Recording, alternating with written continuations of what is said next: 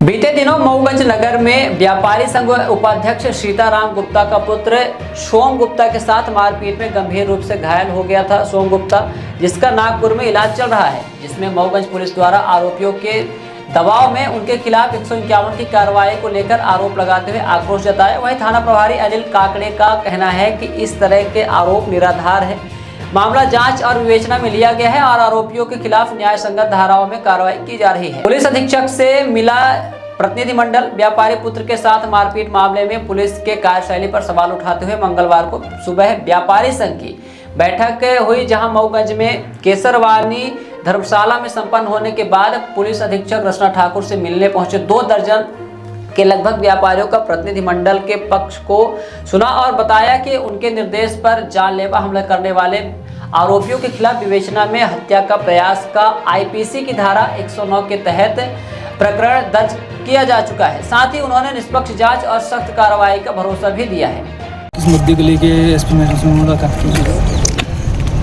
ये व्यापारी संघ उपाध्यक्ष सीताराम गुप्ता जी के 19 तारीख को उनके बेटे के साथ जघन्य मारपीट हुई थी, जिसमें कुछ अपराधियों द्वारा मरणासन स्थित में आपके भाटी मोड़ में रात 8:30 बजे उसको मरणासन स्थित में फेंक के चले गए थे। जिस वजह से जैसे ही व्यापारियों को सूचना लगी, उस बच्चे को उठा के हॉस्पिटल ले गए। हॉस्पिटल से स्थिति खराब होने की वजह से उस बच्चे को रीवा रेफर कर दिया गया। रीवा से और स्थिति बिगड़ने पर नागपुर रेफर कर दिया गया।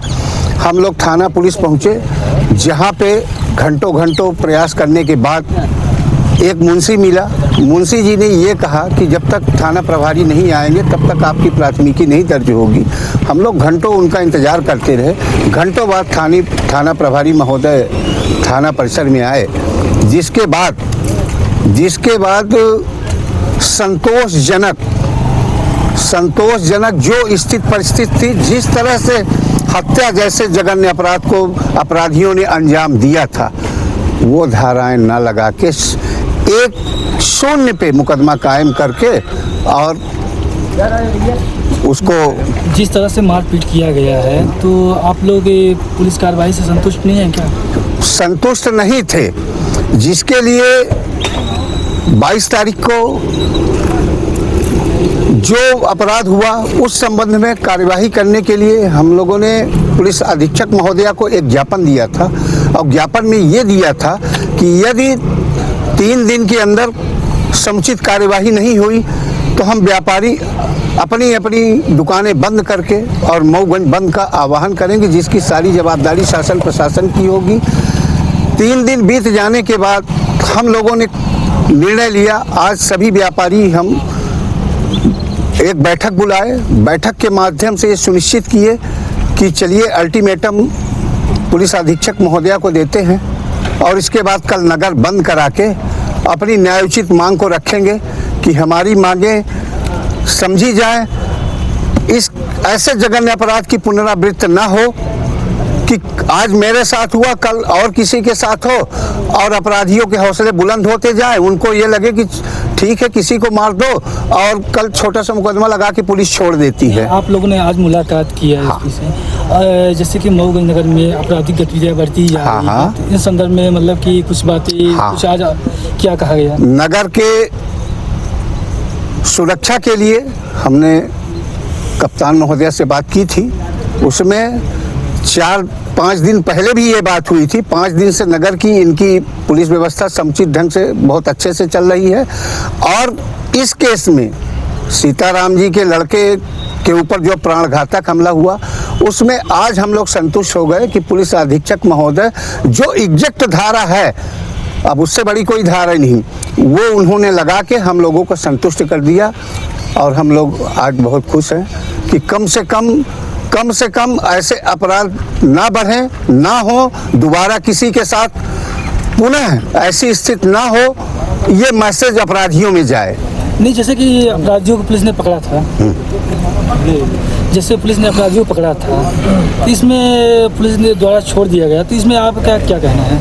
मेरा कहना यही था कि ये सीधा गुंडा मावाली आतंकवादी और ये जितने भी इस तबके के लोग हैं, इनको इनके व्यापार में इजाफा करना है। जिस तरह से छोटा सा मामला, इतने बड़े मामले को दबा के छोटा सा मामला रख के और उनको छोटी सी धारा लगा के छोड़ दिया गया, उसी के संबंध में तो कई दिन से हम व्यापारी अल्टीमेटम दे रहे हैं और आज अल्टीमेटम ही देने आए थे। कुछ इसमें राजनीतिक दबाव या कुछ इस संबंध में मैं कुछ नहीं कह सकता, इस संबंध में मैं कुछ नहीं कह तब फिर क्या सकता। कारण है? पैसा ली थी पुलिस, दो तो वजह हो सकती। कोई व्यापारी संघ का एक प्रतिनिधिमंडल आया था उनके दिन माध्यम को लेकर क्या उनका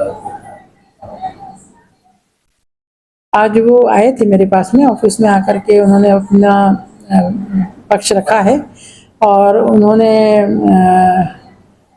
उनका पक्ष हमने सुना है और हमने उसमें क्योंकि और कथनों के आधार पे जो बात सामने है उसके आधार पे हमने 307 धारा उसमें बढ़ाई है जो 109 BNS से उसको हमने बढ़ा दिया है और उसके अनुसार उसमें विवेचना जारी है। जी ये चूक किस तरह से तो चूक के संबंध में भी हमने जांच आदेशित की है क्योंकि हमने 151 किया है और उनको पेश किया गया है SDM न्यायालय में। ये तथ्य हमारे पास में है, लेकिन वो आगे क्या कार्रवाई हुई, कहाँ से किस स्तर पर त्रुटि हुई, उसकी जांच हमने SDOP को दी है।